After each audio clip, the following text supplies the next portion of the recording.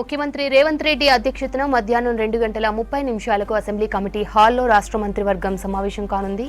కొత్త రేషన్ కార్డులు, అథ్లెట్లు నిఖత్ జరీన్, మహమ్మద్ సిరాజ్ కు గ్రూప్ 1 ఉద్యోగాలు, young India skills university bill వంటి అంశాలపై సమావేశంలో చర్చించనున్నారు. అలాగే జీహెచ్ఎంసీలో విలీనం కానున్న ఔటర్ రింగ్ రోడ్ లోపలి మున్సిపాలిటీలు, కార్పొరేషన్లు, గ్రామ పంచాయతీలకు సంబంధించిన డ్రాఫ్ట్ బిల్లుకు కూడా కేబినెట్ ఆమోదం తెలపనుంది. గవర్నర్ కోట ఎమ్మెల్సీల అంశంకు కూడా చర్చకు వచ్చే అవకాశం ఉంది. సమావేశం తర్వాత ఆ బిల్లును అసెంబ్లీలో పెట్టనున్నట్లు తెలిసిందే. మరోవైపు హైదరాబాద్ అభివృద్ధితో పాటు మూసీ ప్రక్షాళన, మౌలిక సౌకర్యాల కల్పన, రీజనల్ రింగ్ రోడ్డు నిర్మాణం, హైదరాబాద్ మెట్రో రైల్ ప్రాజెక్టు విస్తరణ తదితర అంశాలకు సంబంధించి కూడా సమావేశంలో చర్చించనున్నట్లు తెలిసింది. ఇందులో కొన్ని పనులకు ప్రపంచ బ్యాంకు నుంచి ఆర్థిక సాయం పొందాలని ప్రభుత్వం భావిస్తున్నందున కేబినెట్ భేటీలో దీనిపై చర్చించి నిర్ణయం తీసుకోనున్నారు. ముఖ్యమంత్రి రేవంత్ రెడ్డి అధ్యక్షతన మధ్యాహ్నం 2:30 అసెంబ్లీ కమిటీ హాల్లో రాష్ట్ర మంత్రివర్గం సమావేశం కానుంది. కొత్త రేషన్ కార్డులు, అథ్లెట్లు నిఖత్ జరీన్, మహమ్మద్ సిరాజ్ కు గ్రూప్ 1 ఉద్యోగాలు, young India skills university bill వంటి అంశాలపై సమావేశంలో చర్చించనున్నారు. అలాగే జీహెచ్ఎంసీలో విలీనం కానున్న ఔటర్ రింగ్ రోడ్ లోపలి మున్సిపాలిటీలు, కార్పొరేషన్లు, గ్రామ పంచాయతీలకు సంబంధించిన డ్రాఫ్ట్ బిల్లును కూడా కేబినెట్ ఆమోదం తెలపనుంది. గవర్నర్ కోట ఎమ్మెల్సీల అంశం కూడా చర్చకు వచ్చే అవకాశం ఉంది. సమావేశం తర్వాత ఆ బిల్లును అసెంబ్లీలో పెట్టనున్నట్లు తెలిసిందే. మరోవైపు హైదరాబాద్ అభివృద్ధితో పాటు మూసీ ప్రక్షాళన, మౌలిక సౌకర్యాల కల్పన, రీజనల్ రింగ్ రోడ్ నిర్మాణం, హైదరాబాద్ మెట్రో రైల్ ప్రాజెక్టు విస్తరణ తదితర అంశాలకు సంబంధించి కూడా సమావేశంలో చర్చించనున్నట్లు తెలిసింది. ఇందులో కొన్ని పనులకు ప్రపంచ బ్యాంకు నుంచి ఆర్థిక సాయం పొందాలని ప్రభుత్వం భావిస్తున్నందున కేబినెట్ భేటీలో దీనిపై చర్చించి నిర్ణయం తీసుకోనున్నారు. కేబినెట్ భేటీకి సంబంధించి మరిన్ని డీటెయిల్స్ రాజు అందిస్తారు. రాజు, కేబినెట్ భేటీలో ఏ అంశాలపై చర్చించే ఛాన్స్ ఉంది? Thank you Aparna. ఇవాళ మధ్యాహ్నం 2 గంటల తర్వాత కేబినెట్ సమావేశం ఉంది. అసెంబ్లీ కమిటీ హాల్లోనే కేబినెట్ సమావేశాన్ని ఏర్పాటు చేశారు. ఎందుకంటే అసెంబ్లీ సెషన్ జరుగుతున్న నేపథ్యంలో వీళ్ళంతా సెక్రటరియట్ పోయి కేబినెట్ సమావేశం ఏర్పాటు చేయడం కొద్ది ఇబ్బందిగా ఉంటుంది కాబట్టి అందుబాటులో అసెంబ్లీ కమిటీ హాల్లో కేబినెట్ సమావేశం నిర్వహించాలని భావించారు. అయితే ప్రధానంగా ఈ కేబినెట్ సమావేశంలో రేషన్ కార్డులకు సంబంధించిన జారీ అంశము ప్రధానంగా చర్చించనున్నారు. అదేవిధంగా గ్రేటర్ హైదరాబాద్ సంబంధించి మూసీ రివర్ డెవలప్మెంట్ కోసము రాష్ట్ర ప్రభుత్వం బడ్జెట్ కేటాయించింది.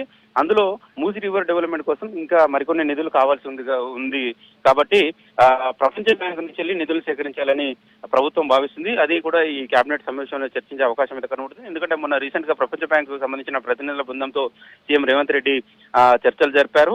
అయితే ఎంత మేరకు నిధులు తీసుకోవాలి, మొదటి విడతలో ఎంత నిధులు ఖర్చు చేసి మూసీ రివర్ డెవలప్మెంట్ కోసము ముందుకెళ్లాలనే దానిపైన ఈ కేబినెట్ సమావేశంలో ఉంటుంది. అదేవిధంగా రేషన్ కార్డుల జారీ విషయంలో ప్రభుత్వం చాలా పారదర్శకంగా, చాలా పకడ్బందీగా జారీ చేయాలని భావిస్తుంది. ఎందుకంటే అనర్హులు ఎక్కువ మంది రేషన్ కార్డు తీసుకుని లబ్ధి పొందే అవకాశం ఉంటుంది కాబట్టి గత ప్రభుత్వంలో రేషన్ కార్డులు ఇవ్వలేదు. ఈ ప్రభుత్వం వచ్చిన తర్వాత రేషన్ కార్డులు ఇస్తామని హామీ ఇచ్చారు. అందులో భాగంగానే రేషన్ కార్డుల జారీ అంశం పైన ప్రభుత్వం చాలా ప్రతిష్టాత్మకంగా తీసుకుంది. ఇప్పటికే ప్రభుత్వం రేషన్ కార్డుల జారీ కోసం కొన్ని నియమ నిబంధనలు కూడా పెట్టాలని భావిస్తుంది. దానికి సంబంధించిన ఒక సబ్ కమిటీ కూడా వేసే అవకాశం ఉన్నట్టు రీసెంట్ గా పౌర సరఫరాల శాఖ మంత్రి ఉత్తమ్ కుమార్ రెడ్డి కూడా చెప్పడం జరిగింది. ఇవాళ కేబినెట్ సమావేశంలో రేషన్ కార్డుల జారీ అంశాన్ని ప్రధానంగా చర్చించే అవకాశం ఉంది. ఎందుకంటే ఈ బడ్జెట్ సమావేశంలోనే రేషన్ కార్డులు జారీ చేస్తామని కూడా ప్రభుత్వం చెప్పింది. అదేవిధంగా గ్రేటర్ హైదరాబాద్ మున్సిపల్ కార్పొరేషన్ ని విస్తీర్ణం అంటే పెద్దగా చేయాలని భావిస్తుంది. ఇప్పుడు గ్రేటర్ హైదరాబాద్ ను ఇతర మున్సిపాలిటీ అంటే శివారు మున్సిపాలిటీలు, గ్రామ పంచాయతీలు ఉన్నాయి. వాటిని కూడా గ్రేటర్ హైదరాబాద్ లో విలీనం చేయాలని రాష్ట్ర ప్రభుత్వం భావిస్తుంది. ఇప్పటికే కంటోన్మెంట్ కి సంబంధించిన విలీన ప్రక్రియ కూడా కొనసాగుతుంది. కేంద్రం కూడా కంటోన్మెంట్ విలీనాన్ని కూడా ఓకే చెప్పింది. దానికి సంబంధించిన కసరత్తు మరోవైపు జరుగుతుంది. ఎందుకంటే గ్రేటర్ హైదరాబాద్ విశ్వనగరంగా అభివృద్ధి చెందుతుంది. విశ్వనగరంగా హైదరాబాద్ ఉంది కాబట్టి ఈ గ్రేటర్ హైదరాబాద్ లో పారిశుద్ధ నిర్వహణ కావచ్చు, ఇతర అభివృద్ధి కావచ్చు, మౌలిక సదుపాయాల ఏర్పాటు అంశం విషయంలో చాలా పకడ్బందీగా ముందుకెళ్లాలని భావిస్తుంది. ఈ నేపథ్యంలో గ్రేటర్ హైదరాబాద్ తో అనుకున్న మున్సిపాలిటీలు కూడా అభివృద్ధి మరింత వేగంగా జరిగే అవకాశం ఉంది. ఎందుకంటే హైదరాబాద్ విస్తరిస్తుంది, చాలా పెద్దగా విస్తరిస్తుంది కాబట్టి ఈ మున్సిపాలిటీలను, గ్రామ పంచాయతీలను కలుపుకొని గ్రేటర్ హైదరాబాద్ గా ఒకటే గొడుగు కిందికి తీసుకురావాలని భావిస్తుంది. ఒకవేళ ఒకే గొడుగు కిందికి రాని ఏదైనా మున్సిపాలిటీస్ ఉంటే దానికి దాన్ని ఇండివిజువల్ గా ఉంచి మిగిలిన అన్నింటిని ఒకే కొడుకు కిందికి తీసుకురావాలని భావిస్తుంది. దానిపైన ఇవాళ కేబినెట్ ముసాయిదా తీర్మానం చేయబోతుంది. అది ఈ అసెంబ్లీ సెషన్ లోనే పెట్టి చర్చించే అవకాశం ఉంది. తర్వాత ఇంకోటి ఆర్ఓఆర్ చట్టం 2020ని రద్దు చేయాలని రాష్ట్ర ప్రభుత్వం భావిస్తుంది. ఎందుకంటే ధరణి సంబంధించిన అంశాలతోని చాలా మంది ఇబ్బంది పడుతున్నారు. ధరణి పోర్టల్ గత ప్రభుత్వం తీసుకొచ్చిన తర్వాత భూ సమస్యలు ఎక్కువైపోయినాయి. ప్రతి గ్రామాల్లో కూడా భూ సమస్యలు, రైతులు ఇబ్బంది పడుతున్నారు, ఆత్మహత్యలు చేసుకుంటున్నారు. ధరణిలో వాళ్ళ భూములకు లేకపోవడం, ధరణిలో ఎక్కకపోవడం వల్ల చాలా మంది రైతులు ఆత్మహత్యలు చేస్తున్నారు. వాటిని అన్నిటిని నివారించాలని రాష్ట్ర ప్రభుత్వం భావిస్తుంది. అసెంబ్లీ ఎన్నికల ముందు కాంగ్రెస్ పార్టీ హామీ ఇచ్చింది. ధరణిని బంగాళాఖాతంలో వేస్తాం, కొత్త ఫోటోలు తీసుకొస్తా ఉన్నాడు. భూమాత పేరుతో కూడా కొత్త ఫోటోలు తీసుకురావడానికి రాష్ట్ర ప్రభుత్వం కసరత్తు చేసింది. ఇప్పటికే ఇతర రాష్ట్రాల్లో అక్కడ ఉన్న రెవెన్యూ యాక్ట్ ఏ చట్టాలు అమలు చేస్తుందో దానిపైన కూడా అధ్యయనం చేసింది. ధరణి పోర్టల్ అధ్యయనానికి రాష్ట్ర ప్రభుత్వం ఒక కమిటీ వేసింది కోదండరాం నేతృత్వంలో. దాంట్లో రెవెన్యూ అధికారులు, అదేవిధంగా న్యాయ నిపుణులు, సునీల్ లాంటి న్యాయ నిపుణులు కూడా ఉన్నారు.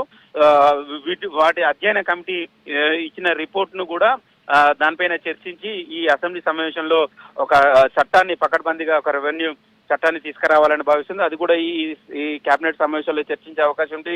దాంతో పాటు స్కిల్ యూనివర్సిటీ పైన కూడా చర్చ కొనసాగే అవకాశం ఉంటుంది. ఎందుకంటే ఇప్పటికే 2 రోజుల క్రితం అసెంబ్లీలో టేబుల్ చేశారు మంత్రి శ్రీధర్ బాబు. తెలంగాణలో కొత్తగా స్కిల్ యూనివర్సిటీ తీసుకురావాలని చూస్తున్నారు. అది కూడా దానికి సంబంధించిన నిధుల సమీకరణ విషయంలో కూడా ఈ కేబినెట్ సమావేశంలో చర్చించారు.